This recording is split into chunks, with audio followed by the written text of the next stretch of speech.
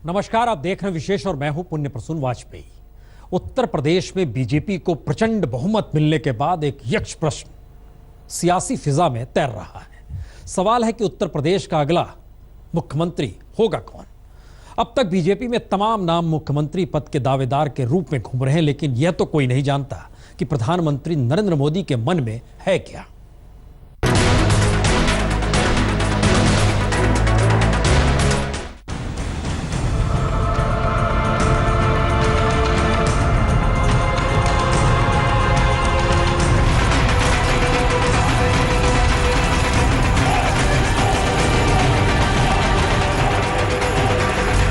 सबसे प्रचंड और शानदार जीत के बाद उत्तर प्रदेश का ताज किसको देंगे प्रधानमंत्री नरेंद्र मोदी।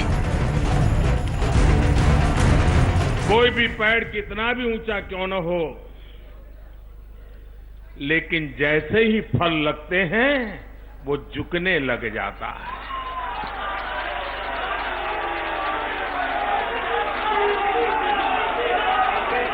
प्रकृति हमें प्रेरणा देती है। आज जब भारतीय जनता पार्टी के इस वटवृक्ष पर विजय रूपी फल लगे हैं, तो हम भारतीय जनता पार्टी का सबसे ज्यादा झुकने का जिम्मा बनता है।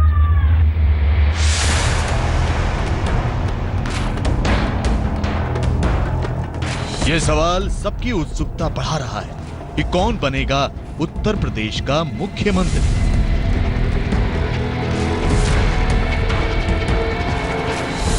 मुख्यमंत्री बनाने को लेकर मोदी के मन में क्या है?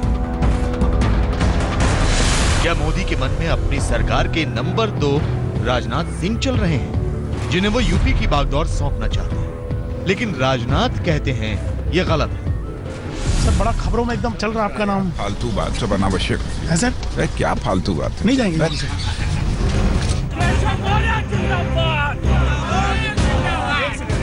या फिर यूपी बीजेपी अध्यक्ष केशव प्रसाद मौर्य का नाम मोदी के मन को मथ रहा है, जिनकी अगुवाई में ऐसी शानदार जीत हुई। लड्डू तो मौर्य के मन में भी फूट रहे हैं। पार्टी तय कर देगी, जो भी होगा वो कानून व्यवस्था ठीक कर देगा। भाजपा का मतलब है कानून व्यवस्था दुरुस्त, और उत्तर प्रदेश में कानून व्यवस्था के साथ खिलवाड़ किसी कीमत पर नहीं होगा। या फिर हिंदुत्व के फायर ब्रांड नेता योगी आदित्यनाथ, जो अपनी दावेदारी को बताते नहीं तो छुपाते भी नहीं, चुपचाप अपना काम करने में यकीन रखने वाले केंद्रीय मंत्री संतोष गंगवार का नाम भी ऐसे उछलता है मानो मोदी की पसंद वो भी हो सकता है। हमारी सरकार बन रही है और हमारी सरकार एक व्यक्ति मुख्यमंत्री तय नहीं करता है, पार्टी बैठकर तय करेगी। जो मुख्यमंत्री बनेगा वो पार्टी का कार्यकर्ता है। आपको ये भी दिया गया तो पार्टी जिसको तय करेगी वो मुख्यमंत्री बनेगा। एक अहम नाम रेल राज्य मंत्री मनोज सिन्हा का भी है, जो मोदी के गुडबुक में गिने जाते हैं। तो कहीं मोदी के मन में मनोज तो नहीं? कांग्रेस से बीजेपी में आई रीता बहुगुणा जोशी कहती हैं कि जो भी नेता होगा बहुत मजबूत होगा। निश्चित कर दिया है कि वहां पर्यवेक्षक जाएंगे, और पर्यवेक्षकों में वेंकैया जी हैं और डॉक्टर भूपेंद्र जी हैं। ये लोग जा करके वहां लोगों से राय ले करके फिर रिपोर्ट देंगे, उसके आधार पर मुख्यमंत्री के नाम का चयन।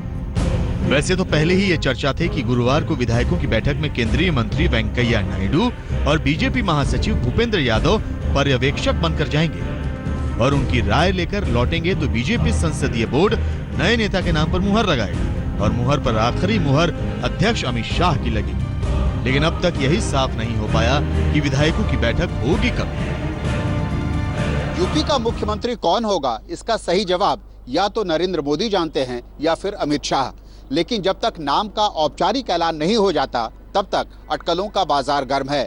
किसी को लगता है कि यूपी चलाने के लिए बड़ा कद जरूरी है, तो किसी का कहना है कि प्रशासनिक अनुभव का सबसे ज्यादा ध्यान रखा जाएगा। कोई जातीय समीकरण को महत्व दे रहा है, लेकिन एक बात हर कोई मानता है कि जो भी मुख्यमंत्री होगा वो मोदी और संघ दोनों का विश्वास पात्र होगा। मोदी के सियासी फैसले बार बार राजनीतिक पंडितों को विफल कर देते हैं। साथ ही दूसरे नेता जिस स्तर पर सोचना बंद कर देते हैं, उससे कई हाथ आगे से मोदी की राजनीतिक सोच और चाल शुरू होती है। इसीलिए हो सकता है कि तमाम बड़े नामों की जगह मोदी किसी गुमनाम से नाम को यूपी का सरताज बना। वो ऐसे ऐसे चेहरे चुन करके आए हैं जिनको शायद कभी किसी ने टीवी पर भी देखा नहीं होगा। ऐसे ऐसे चेहरे चुन करके आपने भेजे हैं जो कभी अखबार की लकीरों में भी कभी उनको स्थान मिला है कि नहीं मिला है मैं नहीं जानता, लेकिन उसके बावजूद भी आपने भरोसा रखा है। हो सकता है हमारे लोगों का अनुभव कम होगा, हो सकता है हमारी पहचान व्यापक नहीं होगी, लेकिन इन 5 राज्यों को मैं भरोसा देता हूं कि हमारे ये साथी आपकी आशा आकांक्षाओं को पूर्ण करने में कोई कमी नहीं रखेंगे। बस इंतजार कीजिए और देखिए कि लखनऊ में जाते हुए कौन मुस्कुराता है, इस बात पर कि मुस्कुराइए कि आप लखनऊ में हैं, यूपी का मुख्यमंत्री होकर। दिल्ली में अशोक सिंघल के साथ बालकृष्ण, लखनऊ आज तक। तो यह भी अजीबोगरीब है, जो शख्स मन की बात करता है उसके मन में क्या है इसे हर कोई जानना चाहता है। लेकिन इन सब के बीच जिन नामों पर सबसे ज्यादा चर्चा है वो अपनी दावेदारी को नकार रहे हैं, लेकिन मुख्यमंत्री पद के दावेदारों के समर्थकों ने सारे जतन शुरू कर दिए। कुछ दावेदारों के समर्थकों ने तो हवन पाठ तक शुरू कर दिया। लेकिन प्रधानमंत्री मोदी के सामने सवाल यही, वोट तो सबने दिया, अब राज किसको दें?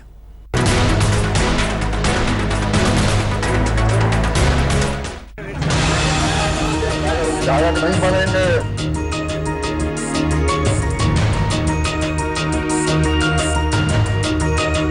कौन बनेगा उत्तर प्रदेश का मुख्यमंत्री? राजनाथ सिंह, केशवनाथ मौर्य को, योगी आदित्यनाथ, राजनाथ सिंह, केशव प्रसाद मौर्य जी, दिनेश शर्मा है, मनोज सिन्हा का भी नाम है। ये उत्तर प्रदेश के अलग अलग शहरों के वो आम आदमी हैं जिन्होंने कमल के निशान पर उंगली दबाकर बीजेपी और सहयोगियों को ऐसा बहुमत दे दिया जैसा शायद उसके सपने में भी नहीं था। अब यही आम लोग मुख्यमंत्री के सवाल पर अपनी राय रख रहे हैं कि कैसे नेता को अपना राजनीतिक निजाम बनाना चाहते हैं। राजनाथ सिंह बहुत बढ़िया आदमी है, कड़क आदमी है, बोलने में भी अच्छे आदमी है और उन जैसा नेता भी नहीं है कोई जल्दी से। मनोज सिन्हा।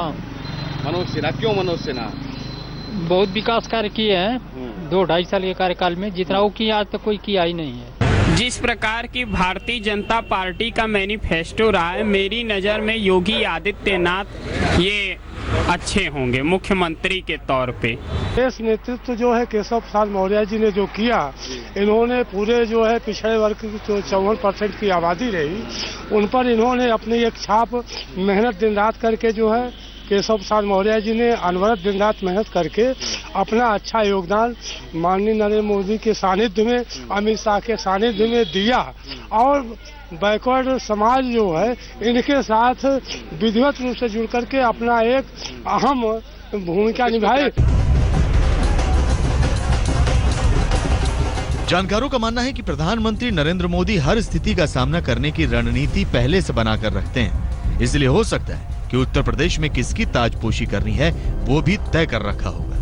लेकिन प्रचंड विजय के साये में नया नेता चुनते हुए कुछ सवाल जरूर उभरेंगे।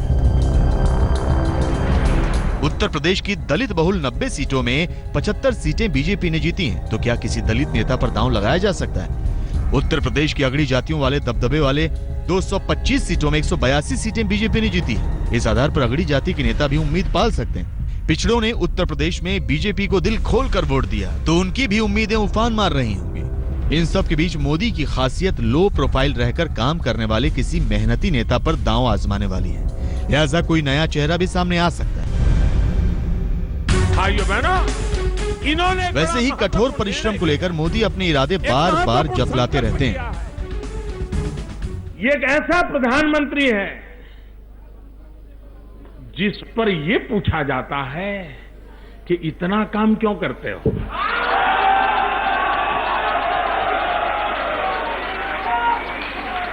इतनी मेहनत क्यों करते हो? इससे बड़ा जीवन का सौभाग्य क्या हो सकता है? यहाँ दिल्ली में नेताओं की परिक्रमा शुरू हो गई है और उधर यूपी के अलग अलग शहरों में अपने प्रिय नेता को मुख्यमंत्री बनवाने के लिए हवन जाप भी। वाराणसी में योगी आदित्यनाथ के लिए विश्व हिंदू महासंघ भगवान को मनाने में जुट गया। दूसरी तरफ बीजेपी के प्रदेश अध्यक्ष केशव प्रसाद मौर्य के लिए लखीमपुर खीरी में पूजा पाठ शुरू हो गया। माँ दुर्गे के दरबार में हम लोग सैकड़ों लोग एकत्रित हुए हैं और एकत्रित होकर के माँ के सामने हम पूजा अर्चना कर रहे हैं, हवन कर रहे हैं और उनसे मांग कर रहे हैं कि माननीय प्रधानमंत्री नरेंद्र मोदी जी व हमारे माननीय अमित शाह जी से मैं अनुरोध करूंगा कि क्षेत्र के उत्तर प्रदेश के विकास के लिए माननीय केशव प्रसाद मौर्य जी को यहाँ से मुख्यमंत्री बनाया जाए, जिससे समस्त उत्तर प्रदेश का सर्वांगीण विकास हो सके। सबने अपने मन की सुना लिए। अब सबकी नजर प्रधानमंत्री नरेंद्र मोदी पर है कि आखिर इतनी बड़ी जीत दिलाने वाले मोदी के मन में क्या है। आज तक व्यक्त। तो सवाल यह है कि प्रधानमंत्री के मन में उत्तर प्रदेश के सीएम को लेकर चल क्या रहा है, कोई नहीं जानता। मन की बात है।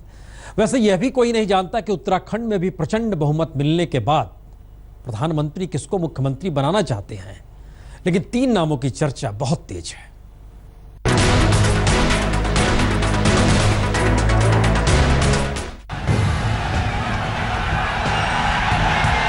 भारत माता की। प्रधानमंत्री नरेंद्र मोदी ने उत्तराखंड से अपने लिए आशीर्वाद मांगा तो पहाड़ ने मोदी पर अपना दिल उड़ेल दिया। अब प्रचंड बहुमत के बाद यह साफ नहीं है कि मुख्यमंत्री बनाने को लेकर मोदी के मन में क्या है। वैसे चर्चा में प्रकाश पंत का नाम चल रहा है, जिनकी छवि साफ सुथरी है और पहले विधानसभा के स्पीकर रह चुके हैं। एक नाम त्रिवेंद्र सिंह रावत का भी है, जो मंत्री रहे हैं और झारखंड में जीत दिलाने वाले पार्टी प्रभारी भी। तीसरा नाम प्रदेश अध्यक्ष अजय भट्ट का है, जिनके साथ मुश्किल यह है कि ये अपना ही चुनाव हार गए। उत्तर प्रदेश की तरह ही उत्तराखंड में भी नए नेता का चुनाव काफी दिलचस्प मोड़ पर खड़ा है। दिलीप सिंह राठौर, देहरादून, आज तक। तो लगता ऐसा ही है, जनादेश ने नियम कायदे बदल दिए, यानी विधायक दल की बैठक हो, संसदीय दल की बैठक हो, इससे इतर बात हो रही है प्रधानमंत्री मोदी के मन में क्या है। विशेष में इतना ही।